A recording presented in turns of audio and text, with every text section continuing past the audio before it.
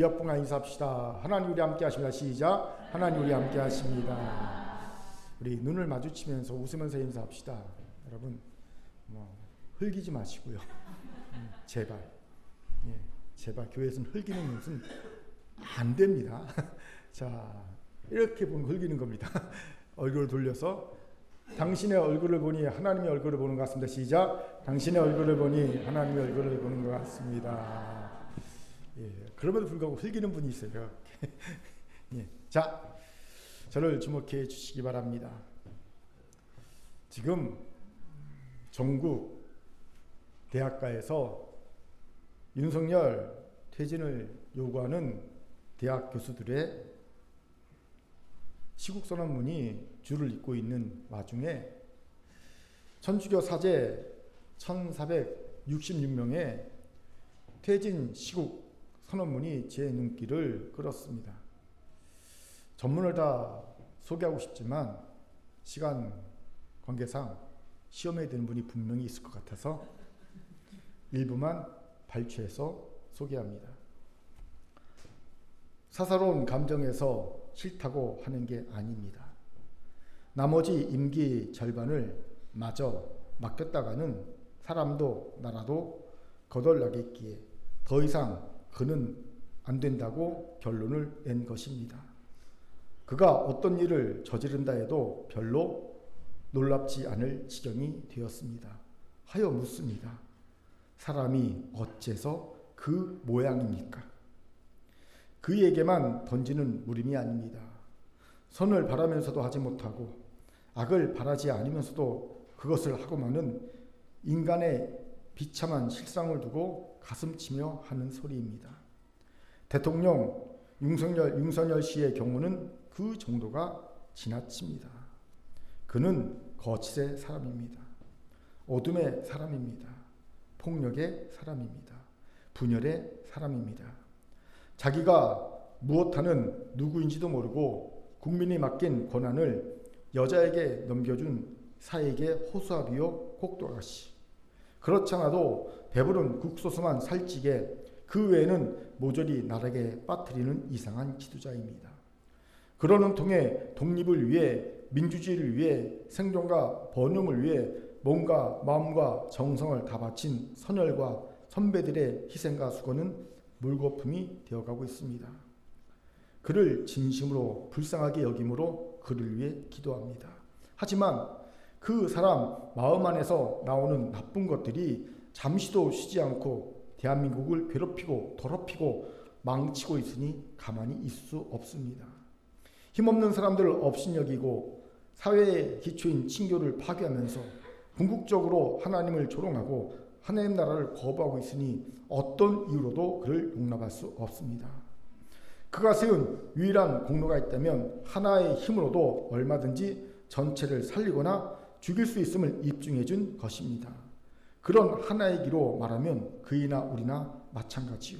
우리야말로 더 큰 하나가 아닙니까? 지금 대한민국이 그 하나의 방종 때문에 엉망이 됐다면 우리는 나 하나를 어떻게 할 것인지 물어야 합니다. 나로부터 나라를 바로 세웁시다. 아울러 우리는 뽑을 권한뿐 아니라 뽑아버릴 권한도 함께 지닌 주권자이니 늦기 전에 결단합시다. 헌법 준수와 국가 보위부터 조국의 평화통일과 국민의 복리 증진까지 대통령의 사명을 모조리 저버린 책임을 물어 파면을 선고합시다.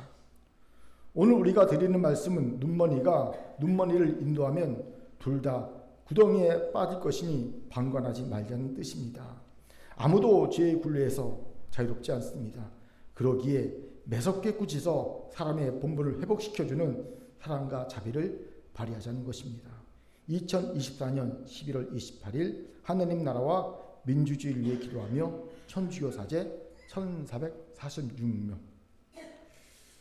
저는 이 시국선언문을 보면서 글이 부드러우면서도 신뢰할 수 있다는 것을 새삼 깨달았습니다. 한마디로 이 글에 품격이 느껴지더라는 겁니다. 그리고 부끄러웠습니다. 왜 개신교에서는 이런 품격 있는 시국선언문 하나 내지 못하는가 하는 생각이 들었기 때문입니다. 그런데 이 시국선언을 보면서 제 마음에 꽂힌 구절 하나가 있었습니다. 바로 사람이 어째서 그 모양입니까? 라는 한탄 섞인 질문이었습니다.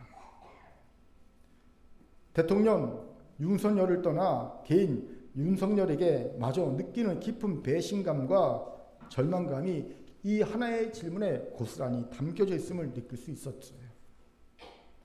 그런데 저는 이런 생각이 들더라는 거지요. 그는 원래 거짓의 사람이요, 어둠의 사람이요, 폭력의 사람이요, 분열의 사람이었습니다. 대통령이 되고 나서 그리 변한 것이 아니라 그의 삶 전체가 그러했습니다. 그것을 몰라보고 기대한 이들이 어리석은 것일 뿐입니다. 여러분, 도자기 박물관에 들어간 코끼리가 그 귀한 도자기를 파괴하는 것은요, 그의 본능에 속한 영역입니다. 코끼리의 잘못만으로 치부해서는 안 됩니다. 사실은 코끼리를 도자기 박물관에 넣어준 이들의 잘못이 훨씬 더 큽니다. 저는 개인적으로 그가 대권 후보로 이름이 오르락 내리락 할 때 그를 위해 기도하다가 그에 대한 하나님의 평가를 들은 적이 있습니다. 그와 그의 아내는 아합과 이세벨의 영으로 충만한 자들이다. 그래서 제가 설교 시간에 이것을 말씀드린 적이 여러 번 있습니다. 그는 아합과 이세벨의 영으로 충만한 자입니다. 찍어서는 안 됩니다. 그렇게 사실 그가 저지르는 말도 안 되는 악행에 분노하고 가슴 아파하지만 대신 배신감이라는 감정은 들지 않습니다. 생각보다 정도가 아주 심할 뿐이지 이미 그럴 줄 알았기 때문입니다. 그런데 윤석열 씨와 다름이라면 말이 다릅니다. 평소에 누가 봐도 반듯하고 열정적이고 순전한 하나님의 사람이 우리의 기대와 다르게 말도 안 되는 악행을 저지르고 있다는 것이 드러난다면 그때는 저도 아니 누구라도 깊고 큰 배신감을 느낄 수밖에 없을 것 같습니다. 실제로 우리는 신앙생활하면서 이런 충격적인 배신감을 느껴본 경험도 있고요. 반대로 내가 원치 않게 이런 충격적인 배신감을 타인에게 준 경험도 있을 수 있을 겁니다. 저도 물론 예외는 아닙니다. 그렇게 사실 사람이 어째서 그 모양입니까? 라는 한탄 섞인 질문을 대하며 제 마음이 복잡해진 것이 사실입니다. 윤석열 씨에 대한 질책이자 저에 대한 질책으로 느껴지기 때문이지요. 이때 우리는 전가의 보도처럼 사용하는 핑곗거리가 있지요. 우리가 흔히 사용하는 말이 있습니다. 뭐겠습니까? 짐작이 가십니까? 마음은 원효되 육신이 약하여서. 이거 우리는 전가의 보도처럼 휘두릅니다. 마음은 원이지만 육신이 약해서. 다시 한번 사람이 어째서 그 모양입니까? 라는 질문을 스스로에게 해야만 하는 우리의 모습을 발견하게 되는 순간이지요. 한숨이 나오지 않습니까? 여러분, 한숨이 나와야 합니다. 이런 우리를 보면서 스스로에게 한숨이 나와야 합니다. 그렇다면 이제 자신에게 다시 물어보세요. 사람이 어째서 그 모양입니까? 오늘 여러분 자신에게 물어봐야 합니다. 나는 어째서 이 모양입니까? 왜 이 모양입니까? 그런데 사실 평범하기 그지없는, 아니 조금 못난 우리가 주는 배신감이야 의뢰 그러려니 하고 넘어갈 수 있지요. 하지만 다윗이 주는 배신감은 좀 다르지 않나 싶습니다. 솔직히 본문에 다윗이 주는 배신감이야말로 성경 전체에서 가장 충격적인 배신감이라고 할 만합니다. 개인적으로 저는요, 죽어도 주를 떠나지 않겠다고 단언해놓고도 예수를 3번 부인한 베드로나 예수를 은 30세겔에 판 가룟 유다에게 느끼는 배신감보다 다윗에게서 느끼는 배신감이 훨씬 더 큽니다. 왜일까요? 베드로나 가룟 유다는 이미 그럴 만한 낌새 혹은 댐댐이가 느껴지는 이들이었기 때문이지요.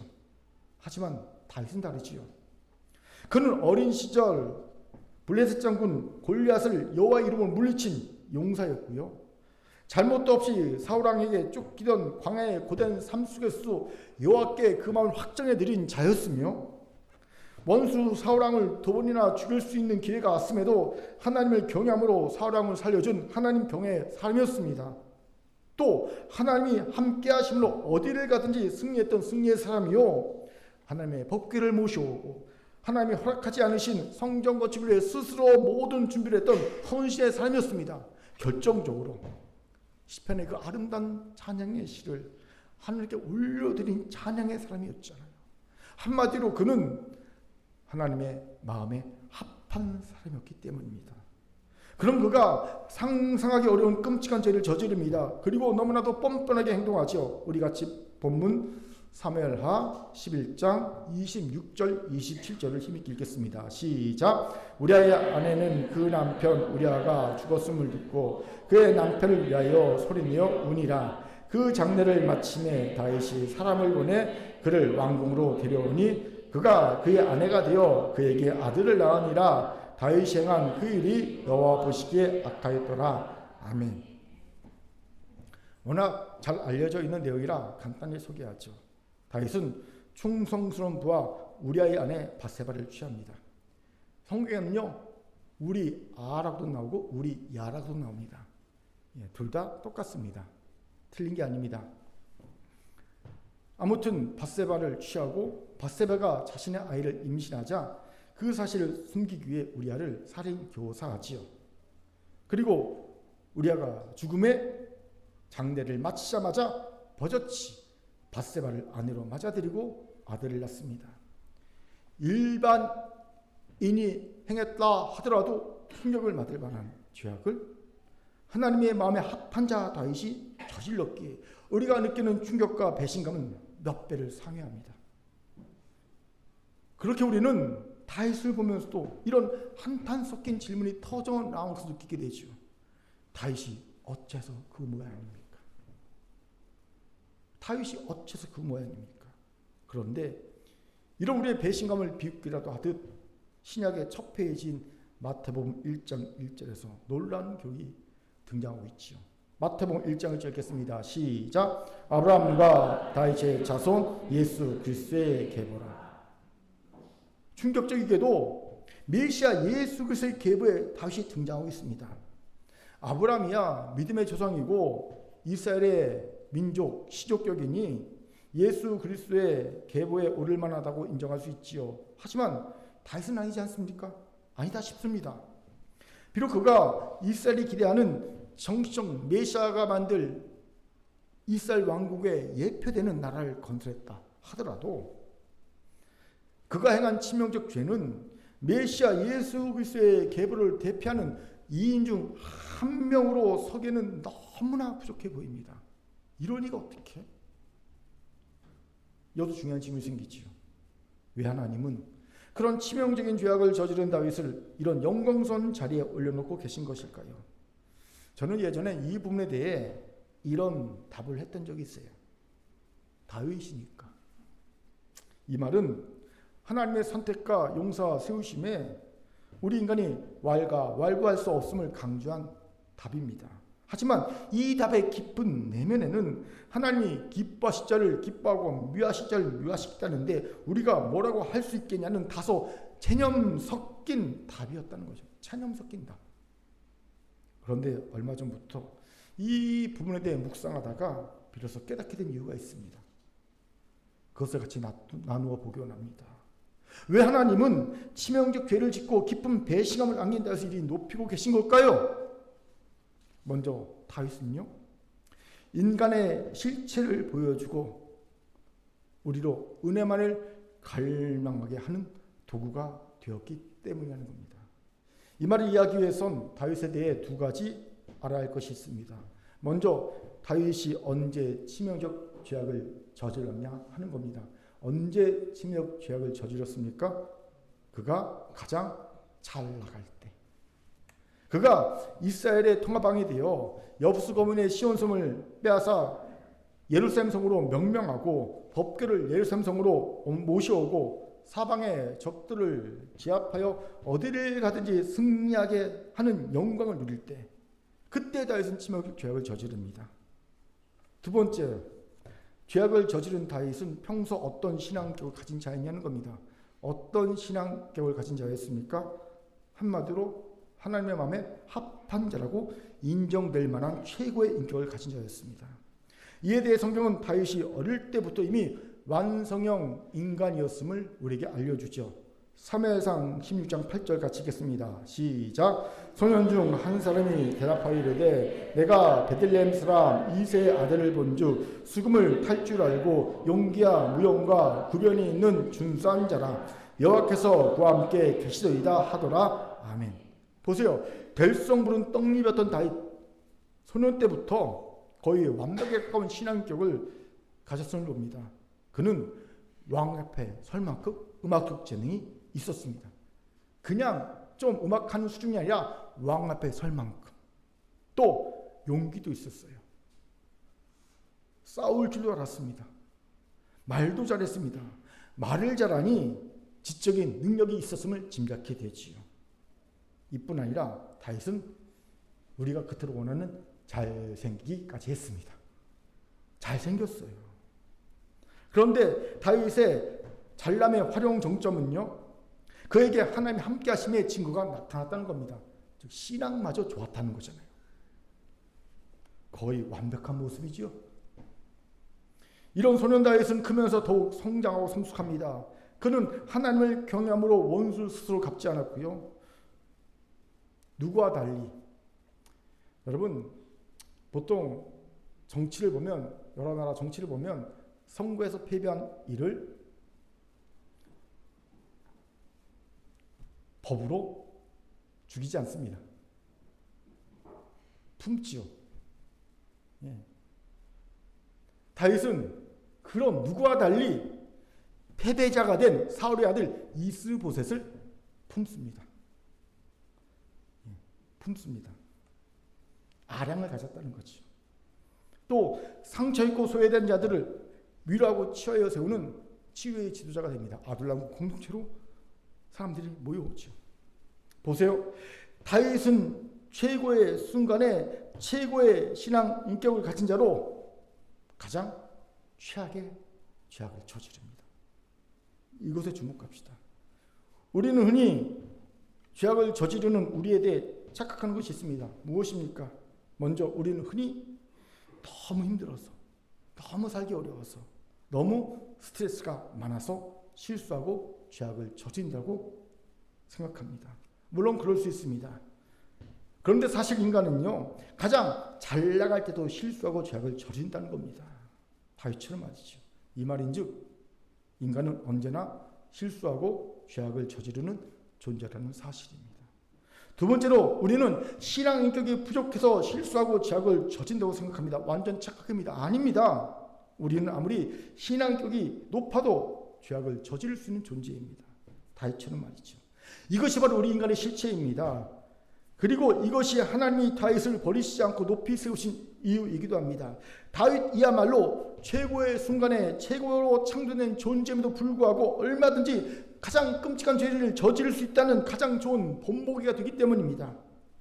여러분 이것을 잊지 마십시오. 이것이 우리 인간의 실체입니다.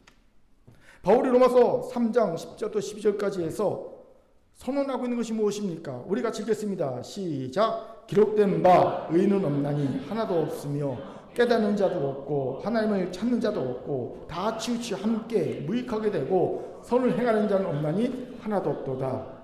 아멘. 이건 더 이상 변개할 수 없는, 고칠 수 없는 하나님이 인간에게 내리신 최종 선고입니다.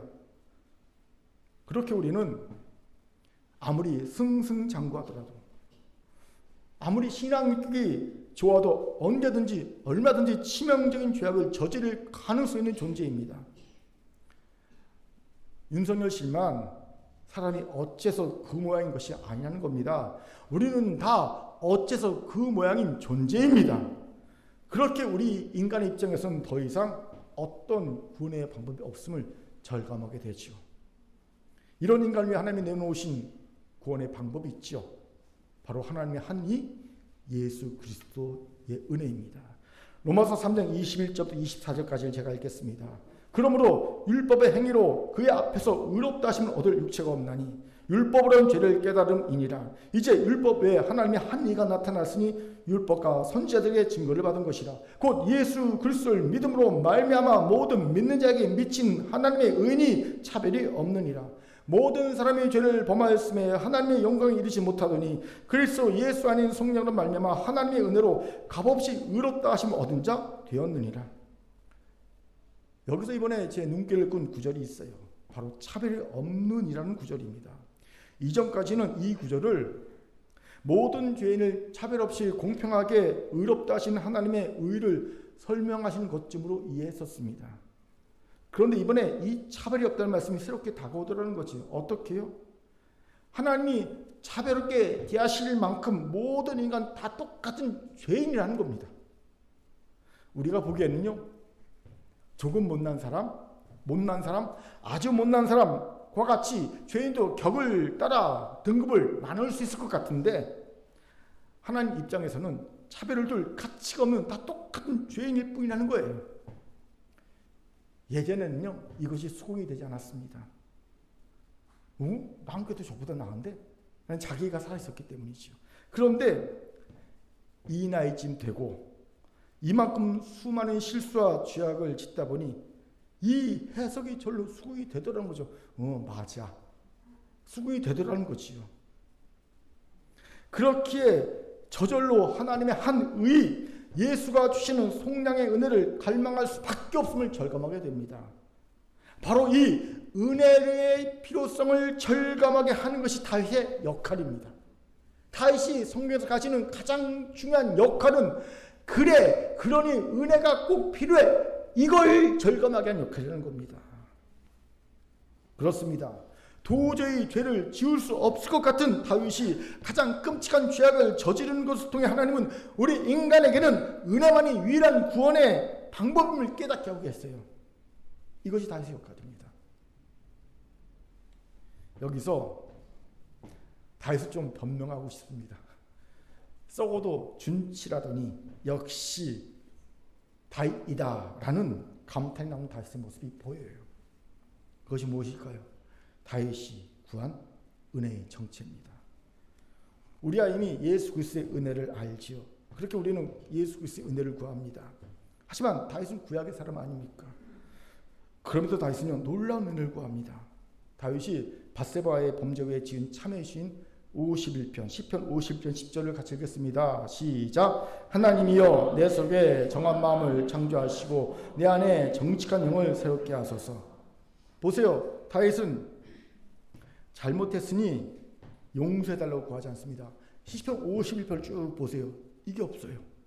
하나님 나 잘못했습니다. 용서해 주세요. 이 말이 없어요. 대신 그는 자신을 죄 짓는 사람으로 그냥 놔두지 마시고 자신의 정치를 바꿔달라고, 즉 자신을 재창조해달라고 간구합니다. 왜요? 그는 깨달은 겁니다. 그동안 그가 했던 숱한 제사와 회개를 포함한 모든 종교적 행위들이 그를 이 끔찍한 죄악에서 벗어나게 해주지 못했다는 사실을 깨달은 겁니다. 그렇게 다윗은 엄청난 고백을 합니다. 시편 50편 16, 10절 같이 읽겠습니다. 시작. 주께서는 제사를 기뻐하지 아니하시나니 그렇지 아니하면 내가 드렸을 것이라. 주는 번제를 기뻐하지 아니하시나이다. 하나님께서 구하시는 제사는 상한 심령이라. 하나님이여 상하고 통회하는 마음을 주께서 멸시하지 아니하시리이다. 아멘. 다윗은 지금 주께서 제사를 기뻐하지 않는다고 말합니다. 왜일까요? 제사는요, 죄를 회개하는 행위고 죄를 용서받는 행위이지만 인간은 그 뒤로도 계속 죄를 짓거든요. 즉 제사를 드려도 죄를 짓는 인간은 변하지 않는다는 뜻입니다. 이건 다윗의 처절한 고백입니다. 나 숱한 제사 드렸고 제사를 통해 숱하게 회개했지만 하나님, 이런 끔찍한 죄를 저질렀네요. 이게 다윗의 고백이에요. 그렇게 다윗은 하나님은 상하고 통회하는 심령을, 마음을 기뻐하시며 말합니다. 왜요? 상하고 통회하는 마음을 가진 이만이 하나님이 그 정체성을 바꿔주기 때문입니다. 즉 다윗은 죄를 짓고 그 죄에 대한 보상으로 제사를 드리고 제사를 통해 회개하고 용서받는 것에서 벗어나 이제는 아예 죄를 짓지 않는 하나님의 사람으로 자신을 다시 창조해달라고 구하고 있는 겁니다. 바로 이것이 다윗이 구한 은혜의 정체입니다. 그런데 이건 신약에서나 보게 되는 은혜의 개념 아닙니까? 그런 즉 누구든지 그리스도 안에 있으면 새로운 피조물이라 이전 것은 지나갔으니 보라 새 것이 되었도다. 바울의 고백 아닙니까? 역시 다윗이라는 감탄이 나오는 부분입니다. 이것에 주목합시다. 우리도 이 은혜가 아니면 살 수 없고 설 수 없음을 알아야 합니다. 단지 회개하고 용서받는 수준의 은혜가 아니라 내 정체성이 내 DNA 자체가 아예 바뀌어버린 재창조의 은혜가 아니면 살 수 없고 설 수 없는 존재임을 알아야 합니다. 그렇게 사랑하는 긍휼 성도 여러분, 오늘 우리도 다윗처럼 재창조의 은혜를 구합시다. 우리도 이 재창조의 은혜가 아니면 살 수 없고 한순간도 설 수 없음을 진심으로 깨닫고 구합시다. 그러면요, 자비와 공의를 풍성하신 아버지 하나님이 비록 우리의 깨지고 상하고 더럽혀진 질그릇 같은 우리라도 우리의 이 질그릇에 은혜를 부어주실 것입니다. 이 은혜가 우리를 오늘 새로운 피조물로 만들어줄 줄 믿습니다. 이 은혜를 갈망하여 구하고 치유받는 우리 모두가 되기를 주의 이름으로 축원합니다. 아멘. 자, 저를 따라합시다. 재창조의 은혜만이 우리를 살리고 세웁니다. 옆분하고 인사합니다. 그 은혜를 갈망합시다. 그 은혜를 갈망합시다. 아멘. 둘째, 다윗은 사람의 가치, 쓸모가 은혜를 깨닫고 그 은혜를 증거하는 데 있다는 것을 알리는 존재였기 때문이라는 겁니다. 무슨 말입니까? 첫 번째 대지와 연결되어 다윗이 구약에서 가지는 역할이 오직 은혜만이 우리를 살리고 설 수 있게 한다는 것을 알리는 것이라면 다윗의 가치 쓸모는 당연히 이것과 깊게 연결되어 있어야 마땅하지요. 즉 다윗의 가치 쓸모는요, 은혜를 깨닫고 은혜를 증거하는 데 있다는 겁니다. 그렇습니다.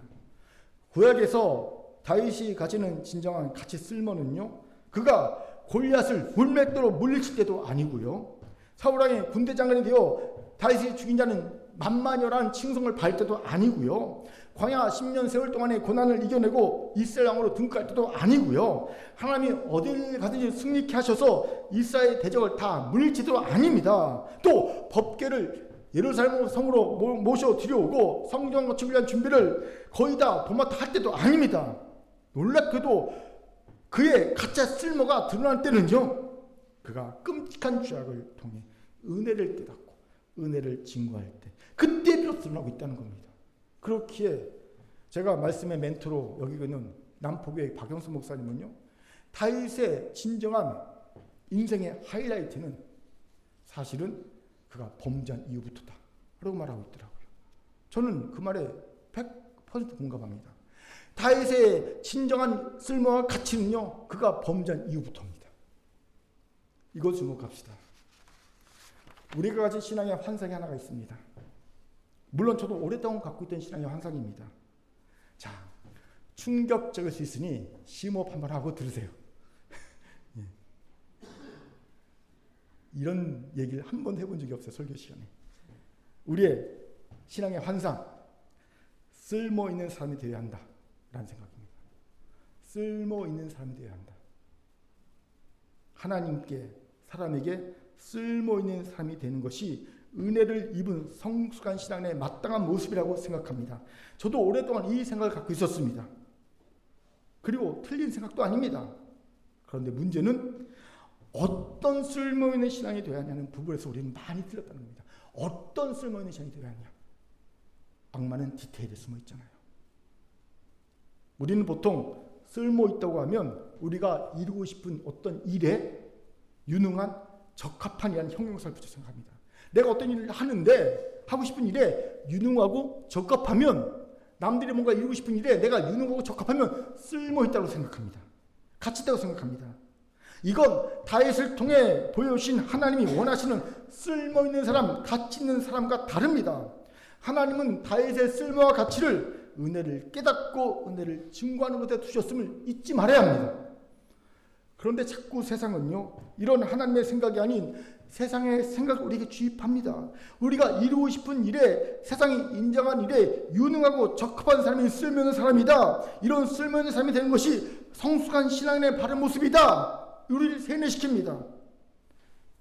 안타깝게도 한국교회는요, 이 세상의 세뇌당했습니다. 저도 오랫동안 세뇌당한지도 모르고 살았습니다. 그러니 어찌하든지 쓸모있는 신앙이 되려고 노력했고요. 그렇지 못한 저를 볼 때마다 좌절했습니다. 자책하기 바빴습니다. 난 왜 쓸모가 없을까? 그런데 제가 제게만 그런 자책과 판단했다면 그나마 다행이지요. 그러지 않았어요. 저는 저를 판단하고 정죄하는 자책하는 그 똑같은 기준으로 성도를, 교회를 또 판단하고 정죄했습니다. 왜 저 교회는, 왜 저 사람은 쓸모가 없지? 왜 일에 유능하지 않지? 적합하지 않지? 판단하고 정죄했습니다. 지금 와서야 이것이 얼마나 부끄러운 모습인지를 깨닫고 있어요. 세상의 기준으로 성도와 교회를 쓸모있다, 가치 있다, 쓸모없다, 가치 없다 판단했던 제 모습이 너무 부끄럽습니다. 요즘 제가 자꾸만 제 입을 때리고 싶을 때가 많아요. 예전에 아유 그 입을 때렸으면 좋겠다. 예? 그때 설교했던 것 아유 때렸으면 좋겠다. 너무 많아요. 회개했습니다. 그렇게 사랑하는 금교회 성도 여러분, 세상이 말하는 쓸모있는 사람이 되려 가지 마세요. 여러분의 가치는 세상이 말하는 쓸모에 있지 않습니다. 신앙인의 가치는 얼마나 은혜를 깨달았는가, 얼마나 깨달은 은혜를 증거하는 삶을 사는 거에 달려 있습니다.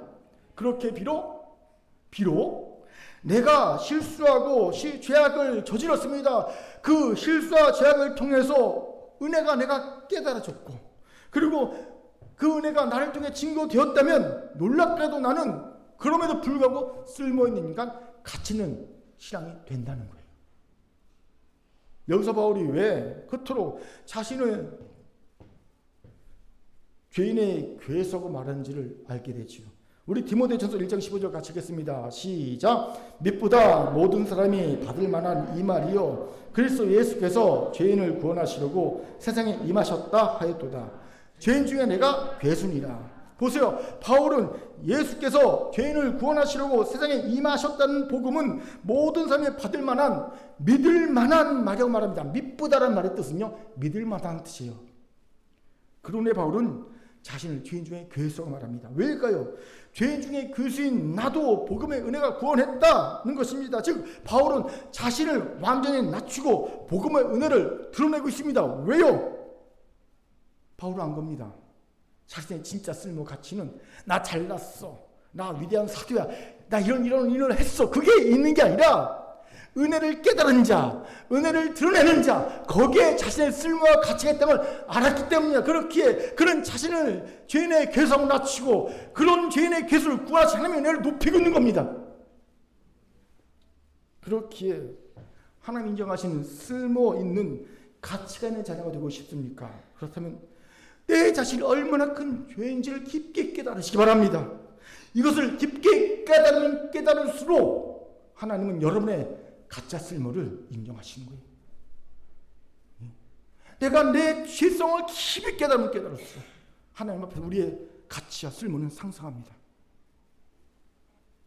잊지 마세요. 부자가 되는 것이 아닙니다. 학식을 쌓는 것이 아닙니다. 세상에 지위를 얻는 것이 아닙니다. 선을 행하는 것이 아닙니다. 심지어 교회를 성장시킨 것이 아닙니다. 내가 교회를 아무리 성장시켜도 내 쓸모와 가치는 그것에 의해 판단되지 않습니다. 하나님은 우리의 쓸모와 가치를 그것 때문에 상승시키지 않습니다. 오직 내가 얼마나 큰 죄인인지를 깨닫는 수준만큼 내 쓸모와 가치는 상승됩니다. 또 은혜를 증거하는 겁니다. 그럼 내 쓸모와 가치가 상승됩니다. 어떻게 증거합니까? 은혜 받은 자답게 사는 겁니다. 하나님 앞에서. 여러분, 어떻게 은혜 받은 자답게 사는지 아십니까? 은혜 받은 자답게 사는 것은 정말 간단합니다. 뭔지 겸손하는 겁니다. 겸손. 겸손은요, 내가 세상에서 가장 큰 죄인임을 알 때 생깁니다. 그러니 내가 누구를 판단하고 정죄할 마음 자체가 안 생깁니다. 요즘 제가 계속 그래요. 어떤 모습을 보고 판단과 정죄만 딱 그때 제 안에서 그래도 너보다 낫다 이 음성이 들립니다. 그럼 제가 아이고 깨갱거리고 다시 판단과 정죄의 마음을 쓱 집어넣습니다. 항상 그렇습니다. 예배 때 딴짓한 성도를 볼 때 판단과 정죄만 쓱 들죠. 그때 그래도 너보다 낫다. 예, 없습니다. 예, 항상 그래요. 여러분이 얘기했듯이 하나님이 저를 이 수준으로 만드시기 위해 제 삶에 수많은 실수와 수많은 실패와 그 죄악을 다 참으신 거예요. 그리고 매일 은혜를 부어주신 겁니다. 제가 금요 때 얘기했듯이 교만한 제 목에 목줄을 끼워서 제가 하나님께 대항할 때마다 목줄 강영욱처럼 목줄을 꽉 쥐어서 꼼짝 못하게 딱 잡고 훈련시킨 겁니다. 즉 저를 하드캐리하게 인도하셨어요. 꽉 쥐고 좀 낮으면 풀었다가 또 게임 그러면 또 확 잡았고 그러면서 저를 훈련시키신 거예요. 지난 30년 동안. 여러분 그렇게 우리 꼭 기억합시다. 우리의 진심 믿지 마세요. 우리의 진심으로는 우리는 결코 겸손해질 수 없습니다. 오직 수많은 실수와 죄악과 그럼에도 불구하고 매일 부어신 은혜만이 우리를 진정 겸손할 수 있게 합니다. 이 겸손이 은혜를 증거하는 방법입니다. 이 겸손 얻게 되면요 항상 미소 질 수 있습니다. 웃어줄 수 있어요. 누군가를 이해할 수 있고요 감싸고요 공감할 수 있습니다. 내년도 제가 생각하는 우리 교회 3대 목표가 있는데 그중 하나가 뭔지 아십니까? 먼저 인사하고 미소 짓기예요. 교회는 이것만 해도요 부흥합니다. 다른 거 여러분 교회 이제 정직당에 가서 제가 말한 3대 목표 생각하시면 너무 놀랄 거예요. 에? 겨우 그거요? 겨우 그거. 먼저 인사하기, 먼저 미소 짓기, 먼저 칭찬해주기 하나 이상. 이것만 하자는 거예요. 다른 거 하지 말고 막 새벽 기도하자, 뭐 성경 몇 독하자, 전도 몇 명씩 하자 그거 없어요. 그게 교회를 부흥시키지 않아요. 자기만 높이지. 예? 먼저 인사해 주는 거, 먼저 미소 지어 주는 거, 먼저 칭찬 한마디 해 주는 거. 그게 성령 열매를 맺게 하거든요. 근데 이건 누가 할 수 있냐? 겸손한 자가 할 수 있어요. 겸손한 자. 저가 나보다 낫다. 이 겸손은 은혜 받는 증거입니다. 이렇게 살기를 주 이름으로 축원합니다. 아멘. 저를 따라합시다. 우리의 쓸모와 가치는 옆분과 인사합시다. 오직 은혜가 결정합니다. 오직 은혜가 결정합니다. 아멘. 세 번째로 하나님이 끔찍한 죄악을 저지른 다윗을 높이신 이유로는요, 그가 은혜 앞에서 우리의 바른 모습이 무엇인지 보여주고 있기 때문이라는 겁니다. 무슨 말입니까? 여러분, 객관적으로 사울왕과 다윗왕을 비교할 때 누가 더 악한 죄를 저질렀습니까? 이것만 물어보라면 하죠. 다윗이지. 사울이야 아말렉을 진멸하는 하나님의 명령을 듣고도 실한 가축과 이쁜 처자와 애기들은 남겨뒀지 않습니까? 즉 절반의 순종을 했습니다. 하지만 다윗이 저지른 죄는요 무려 성폭행죄, 살인, 교사죄, 그리고 권력 남용죄입니다. 그럼에도 사울은 버림받아 처참한 죄를 맡고요, 다윗은 은혜를 받아 끝까지 하나님이 지켜주십니다. 너무 공자가 상시에 걸맞지 않는 하나님의 판결 같지 않습니까? 그렇게 보입니다. 저도 예전에 이것이 이해가 되지 않았어요. 이해가 되지 않으니 그저 이렇게 생각했죠. 하나님은 언제나 오르시다. 넘어갔어요. 이거 틀린 말이 아닙니다. 하나님은 언제나 오르십니다. 제자 강성교회 박한수 목사가 이런 얘기를 하더라고. 개척교회 당시 너무나 고통스러워 매일 하나님께 이렇게 기도했대. 하나님 차라리 저를 죽여주세요. 오늘 저를 지금 이 순간 좀 데려갔으면 좋겠습니다. 너무 괴로우니까. 예, 하나님 저를 좀 데려가 주세요. 기도하는데 어느 날 갑자기 하나님이 음성이 들리는 겁니다. 내가 너를 축복했다. 황당하잖아요. 난 지금 죽고 싶어 죽겠는데 축복했다니 하나님 도대체 저를 뭘 축복하셨어요? 물어봤어요. 그랬더니 하나님 이렇게 대답하십니다. 내가 너에게 가나안을 유산으로 줬다. 벙 찍어옵니다. 아니 어떤 부모가 자식에게 가나안을 유산으로 줍니까? 그런 부모가 있긴 하죠. 자, 빚 네가 가져라. 그것 때문에 이제 부자 관계 막 끊고 막 그러잖아요. 빚 안 받겠다고. 그날 박한수 목사가 기도를 더 이상 안 했대요. 열받아갖고. 열받아 기도 안 했대요. 화가 나서. 그런데 지금 와서 고백하기를 그 말씀이 옳다입니다. 왜요? 가난했기에 개척했고, 가난했기에 기도에 목매달았고, 가난했기에 가난한 성도들 그냥 지날 수 없게 했다는 거예요. 진짜 가난이 내게 주신 유산이 맞구나 깨달았다는 겁니다. 그런데 이런 생각에는 좀 문제가 있어요. 어떤 문제입니까? 하나님이 어떻게 왜 오르신지를 박한수 목사처럼 깨닫지 못하면 이건 마치 뒷간에 갔다 왔는데 뒤를 닦지 않는 사람처럼 찝찝하거든요. 그런데 이게 아무나 깨달아지는 게 아닙니다. 예. 이 풀리지 않는 의욕을 오래 갖고 있게 되면요, 자신도 모르게 신앙에 병이 듭니다. 어떤 병? 부정적인 신앙이 된다는 거죠. 저는 이런 이들을 목회하면서 참 많이 봤습니다. 풀리지 않는 의욕, 왜를 품은 지 오래 살다 보니까 그 의욕이 부정적 신앙인이 돼서 신앙이 병이 들어버렸어요. 그렇게 왜 하나님이 오르신지를 알아야 합니다. 하나님께 여쭤봐야 합니다. 하나님이 당연히 알려주십니다. 욥에게 알려주셨듯이. 나중에 욥기를 제가 다시 한번 말씀드릴 때가 있을 거예요. 기가 막힙니다.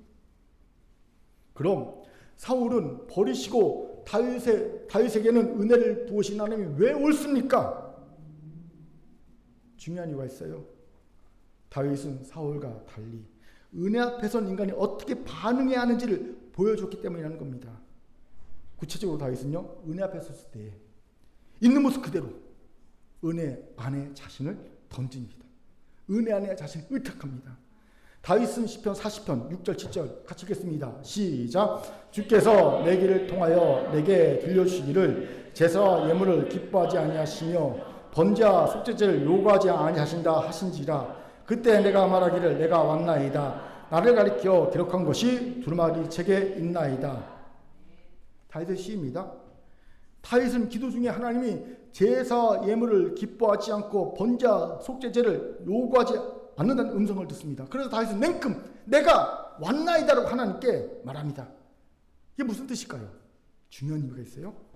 하나님은 제사와 예물 그리고 번제와 속죄제를 통해 요구하신 것이 있었습니다. 무엇일까요? 회개입니다. 회개를 요구하셨어요. 그리고 회개란 잘잘못을 따지고 그 잘잘못에 따라 합당한 대가를 지불하는 것, 그게 회개입니다. 그런데 하나님이 제사도 예물도 기뻐하지 않고 번제도 속죄제도 요구하지 않는다고 말씀하십니다. 즉 잘잘못을 따지지도 않고 대가를 요구하지도 않고 그저 상한 신령을 원하시다고 말씀하십니다. 이런 하나님의 뜻을 알아차린 다윗이 뭐라고 말하는 겁니까? 냉큼 하나님 그렇다면 내가 가겠습니다. 잘잘못을 따지지 않으신다면 그저 상한 신령을 원하신다면 내가 여기 있나이다. 이 말하고 있는 거예요. 이게 바로 다윗과 사울의 차이점입니다. 다윗은 은혜 앞에 섰을 때 있는 모습 그대로 은혜에 자신을 던진 반면 사울은 어떻게 하든지 죄악을 변명하고 스스로 죄악을 책임지고 보상하려는 모습을 보였음을 봅니다. 그러니 질 줄 알면서 길바산 전투에 참여한 것 아니겠습니까? 이곳에 주목합시다. 은혜 앞에 섰습니까? 이해할 수 없지만 하나님의 은혜가 내게 막 부어지고 있습니까? 하나님이 나를 은혜 가운데로 막 집어넣고 있습니까? 그렇다면 그때 있는 모습 그대로 냉큼 은혜 앞에 자신을 던지세요. 은혜에 자신 의탁하시기 바랍니다. 내가 여기 왔나이다. 이게 다윗의 모습입니다.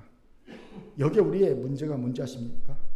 은혜 앞에 섰을 때 우리는 하나님께 잠깐만요, just moment 이런다는 거죠. 그리고 뒤로 돌아가 자신이 잘못한 것을 좀 수습하고 회개하고 조금은 괜찮아진 모습으로 다시 하나님 앞에 서기 위해서 이 외침을 합니다. 마치 잠깐 화장실 갔다 올게 하고 화장실 가서 화장을 고치고 나오는 여자친구처럼 우린 그런다는 거죠. 이건 사울의 모습입니다. 은혜 앞에 섰을 때 바른 모습이 아닙니다. 진정 은혜 앞에 섰다면 다윗처럼 그 자리에서 있는 모습 그대로 그 은혜 안에 뛰어들어야 합니다. 은혜 온전히 나를 의탁해야 합니다. 뻔뻔해 보일 수 있지만 그의 믿음입니다. 또 더하여 은혜 앞에 섰을 때 사울과 다윗의 다른 점은요, 고난을 버텨냈다는 겁니다. 다윗 보십시오. 그는 범죄의 온갖 고초를 다 당하지요. 그가 나단 선지자의 고발을 당할 때 이런 비유를 듣죠. 이런 얘기를 듣죠. 부자가 옆집 가난한 자의 어린 양 한 마리를 빼앗아 손님을 치렀습니다. 그러다 다윗이 분노해서 내가 그놈에게 4배로 보상하게 하리라 그랬지 않습니까? 여호와의 사심을 두고 맹세하느니. 그러잖아요. 말 잘해야 합니다. 그 말 그대로 다윗은 4배의 보상을 하죠. 바세바의 살에 낳은 아들 죽습니다. 장남 암논이 베다른 누이 다말을 범했다가 다말의 친오빠 압살롬에 암살당합니다. 죽습니다. 두 번째 죽음이죠. 예. 압살롬이 아버지의 처사를 보고 실망해서 반역을 일으켰다가 요압 군대장관에게 죽습니다. 3번째 죽음이죠. 예. 마지막으로 넷째 아도니아가 솔로몬과의 왕의 쟁탈전을 벌이다가 솔로몬에게 죽습니다. 4배의 보상을 합니다. 여러분, 말을 잘하세요. 인생이 말이 뿌린 씨앗의 열매를 거두고 사는 거예요. 이건 명백하게 다윗이 뿌린 죄악의 씨를 아들들이 거둔 결과입니다. 이런 생각해 보세요. 이 얼마나 큰 자책과 정죄의 마음이 들겠습니까? 아마 정상적인 아버지라면 스스로 생을 마감하려고 하지 않을까 싶습니다. 그만큼 자책과 정죄의 마음 무서운 겁니다. 사울을 보세요. 그는 자책과 정죄의 마음을 이기지 못하고 자신의 죄를 스스로 보상하기 위해 질 줄 알고 죽을 줄 알면서 길보아 전투에 나가죠. 근데 혼자만 나가면 좋겠는데 아들을 데려가서 다들 죽입니다. 저는요 이런 생각을 합니다. 만약 사울이 그때 하나님 용서해 주세요. 그리고 아들과 측근을 데리고 외국으로 망명했다면 하나님 그를 살리셨을 겁니다. 그리고 또 다른 기회를 다른 방법으로 주셨을 것 같습니다. 이런 사울과 다윗은 어떻게 합니까? 아들이 죽을 때마다 그는 진심으로 애통해합니다. 아파합니다. 당연하지요. 하지만 그는 끝끝내 버텨냅니다. 그리고 장수하다 죽습니다. 조선왕들이 30대 중반에 평균 수명인데 그는 장수합니다. 70 넘게 삽니다. 왜요? 은혜를 받았기 때문이죠. 이것에 주목합시다. 은혜 앞에서 은혜를 받았습니까? 그렇다면 어떤 상황에서 버텨내야 합니다. 질문이 생기죠. 아니 목사님, 은혜를 받았다면 문제가 해결되고 고난이 사라져야지 왜 버텨야만 하는 고난이 닥쳐옵니까? 이건 은혜를 모르는 이의 질문입니다. 은혜는 고난을 없애지 않습니다. 도리어 은혜는 고난을 증폭시키기도 합니다. 대신 은혜는 어떤 고난이라도 버텨낼 힘을 줍니다. 왜 이러신 걸까요? 은혜를 주시는 목적이 자녀인 우리를 성장시키고 성숙시키는 의도이기 때문이죠. 어디까지요? 하나님의 영광이 찬송이 되는 그 수준까지. 이 목적을 위해 하나님은 우리를 성장과 성숙으로 이끌 고난도 주신 것이고요. 그 고난을 버텨낼 은혜도 주신 겁니다. 그렇게 은혜를 받았습니까? 어떤 고난이라도 버텨내십시오. 여기서 우리가 흔히 하는 오해가 있어요. 은혜를 받았으면 버텨내라 그러니까 항상 기뻐하고 심하고 기도하고 범사에 감사하면서 이 고난을 버텨내야만 하는 줄 압니다. 그럼 너무 좋겠죠. 그런데 그건 현실적이지 않습니다. 오해입니다. 자, 제대로 말씀드립니다. 버텨내는 것은요, 시간을 그냥 보내는 겁니다. 좀 적나라하게 말하면 시간을 죽이는 겁니다. 마치 형제들의 군대 시간과 같습니다. 저는 군대를 간 형제들에게 이런 말을 꼭 합니다. 잘 하려고 하지 말고 중간만 하다가 건강하게 지내. 국방부 시계는 거꾸로 달아나도 가니 그냥 시간만 보내다 와. 왜 이런 말 하는지 아십니까? 그냥 군대라는 울타리 안에 갇혀있다는 것 자체가 연단이요 성자가 성부 준다는 걸 알기 때문이다. 뭔가 잘해야 하고 그 안에 뭐 성장하고 뭔가 배우고 그거 필요 없어요. 사실 그냥 그 안에 갇혀있는 것 자체가 연단입니다. 성자가 성숙을 위한 도구가 됩니다. 마찬가지입니다. 잘 버티려고 하지 마세요. 그냥 시간만 충분해도 우리는 충분히 성장하고 성숙할 수 있습니다. 그렇게 여러분 울고 싶습니까? 우세요. 화내고 싶습니까? 화내세요. 단 사람에게 하지 말고 괜히 애꿎은 남편 아내에게 하지 말고 하늘 대고 하세요. 예. 심하게 말하면 진상도 떨고 싶습니까? 떠세요. 대신 사람에게 하지 말고 교회 와서 진상 떠지 말고 하나님께 하세요. 땡깡 진상 하나님께 뜨세요. 예. 단 포기만 하지 말고 즉 타령만 하지 말고 고난 안에서 버텨내세요. 제가 아주 안타깝게 여기는 애들이 타령하는 애들입니다. 자꾸 자기 꾀로 자기 힘으로 고난을 벗어나려는 이들입니다. 여러분 군대에서 타령하면 다 헌병에 잡힙니다. 마찬가지입니다. 하나님 안에서 고난 주신 거 벗어나라니 다 잡혀 끌려 들어옵니다. 여러분 헌병에 끌려 들어오면요 군대 생활 늘어납니다. 그만큼 엄청 늘어납니다. 마찬가지예요. 고난 안에서 자기 꾀로 자기 힘으로 타령하는 이들은 다시 잡혀갔고요 고난이 늘어납니다. 그러니 이 군대 안에서 뭔 짓을 해더라도 그냥 만기 제대하면 땡이듯이 고난 안에서 뭔 짓도 상관없습니다. 버텨내세요. 만기 제대하듯 고난을 꽉 채우고 나오세요. 정정당당하게 고난의 정문을 나오시기 바랍니다. 담 넘지 말고 담 넘어 생각하지 말고 이 고난이라는 이 정문을 당당하게 만기 제대하듯 나오시기 바랍니다. 이게 은혜 받은 자예요. 이게 은혜 앞에서 바른 모습입니다. 이 두 가지가 은혜 앞에 선 자의 은혜를 받은 자의 바른 모습입니다. 오늘 이런 우리가 되기를 바랍니다. 아멘. 자, 저를 따라합시다. 은혜 앞에 서 있는 모습 그대로 몸을 의탁하고 은혜를 받았다면 옆분과 인사합시다. 어떤 고난이 와도 버텨냅시다. 어떤 고난이 와도 버텨냅시다. 아멘. 이제 말씀 마치지요. 사실 오늘 말씀은 오랜 시간 동안 제안했던 질문이었고요. 이 질문에 대한 하나님의 답이었습니다. 제가 저를 보니 사람이 어째서 그 모양입니까? 라는 탄식 섞인 질문이 저절로 나오거든요. 이런 나에게 왜 하나님이 계속 은혜를 주시고 계속 세워주신지 이해가 안 갔습니다. 이런 풀리지 않는 의구심이 있었기에 저는 구약의 인물 중에 다윗이 제일 좋았어요. 제가 봐도 다윗은 저와 별반 다를 게 없어요. 다윗도 왜 하나님이 다윗을 은혜를 주시고 세우시니 도무지 이해가 안 되는 인물이었기 때문입니다. 그래서 다윗이 좋은 거예요. 그런데 하나님이 얼마 전에 제가 오랜 시간을 통해 말씀의 이해의 한 산봉우리를 딱 넘어섰거든요. 이 산봉 오를 때는 보이지 않던 부분이 산봉우리를 딱 넘어서자 비로소 쫙 열리게 되는 부분이 있었어요. 와, 내가 드디어 말씀 이해의 한 봉우리를 넘어섰구나. 그걸 느낄 때가 있었어요. 그러면서 이 이해가 확 열어지기 시작하더라고요.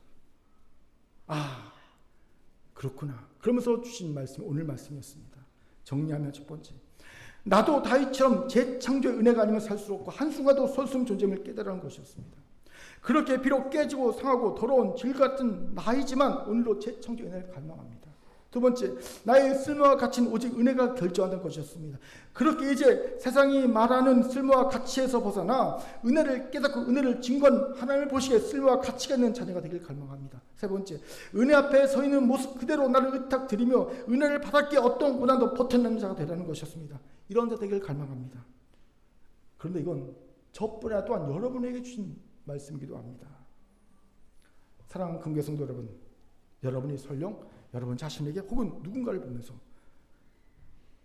사람이 어째서 그 모양입니까? 라는 탄식 섞인 판단이 나온다 하더라도 기억하십시오. 여러분 자신에게 그에게 그 공동체에 여전히 하나님의 은혜가 역사하고 있다는 사실. 윤석열 씨를 보십시오. 서울대 법대 사법고시 패스라는 대단한 학벌과 스펙이 아무것도 아닌 온 국민에게 깨닫게 해준 은혜의 도구 되고 있지 않습니까? 그 대단한 서울대, 법대, 사법고시 패스 아무것도 아니네. 이거 우리가 다 깼어요. 대단한 은혜가 아닙니까? 은혜의 도구 역할을 하고 있어요. 깨닫습니다. 오늘 이 하나님의 은혜에 사로잡혀 온 일생 은혜 가운데 살아가는 우리 모두가 되기를 주의 이름으로 축원합니다. 아멘. 하나님의 말씀이었습니다. 기도하겠습니다. 사랑과 자비함 참 감사합니다. 은혜 아니면 설 수 없고 설 수 없습니다. 이 은혜가 온전히 나를 주장합니다. 하나님, 이 은혜 가운데 사는 일평생 붙잡혀 사는 우리 모두 되게 도와주옵소서. 감사드리며 예수님 이름으로 기도합니다. 아멘. 우리 찬송가 50장 3절 찬양하면서 봉헌하도록 합니다.